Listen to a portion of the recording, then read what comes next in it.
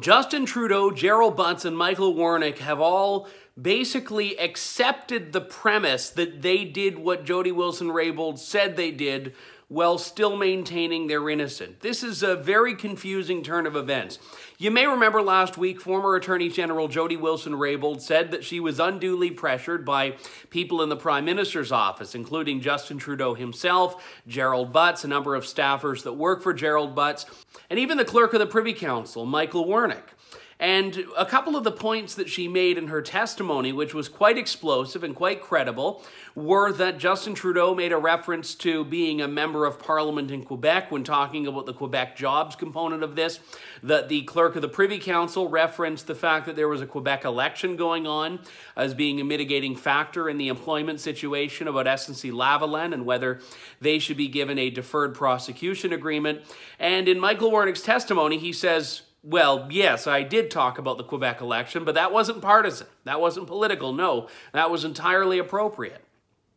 And then Justin Trudeau, in a press conference the day after Gerald Butts' and Michael Wernick's testimony, said that, all his office tried to do was give an outside opinion and give a further cause to question and reconsider to Jody Wilson-Raybould, as though, even though she'd made up her mind, they still needed to continue to convince her of this. And Justin Trudeau said this while simultaneously claiming that there was no pressure. Well, how is trying to get someone to change their mind after they've made it, when they're the one who has the final decision, not a form of pressure? And this is where Justin Trudeau is so far into this himself that I'm convinced he may even believe the excuses that his governments have been putting on anyone else. We saw very different testimonies from Jody Wilson-Raybould than we did from the people that are holding up the Prime Minister's office's end of things here. Not only do we learn that, yes, the Clerk of the Privy Council has been running what very much looks like political interference for the Liberals, but the Liberals are claiming that their political concerns were completely appropriate because public policy is not politics.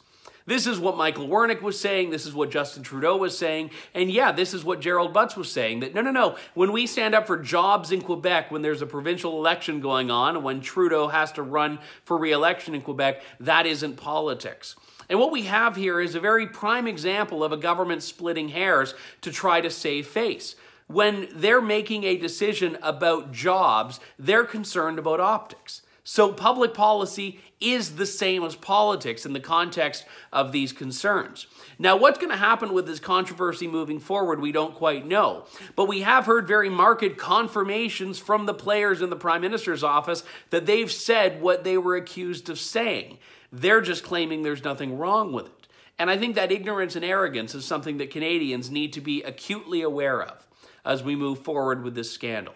For True North, I'm Andrew Lawton.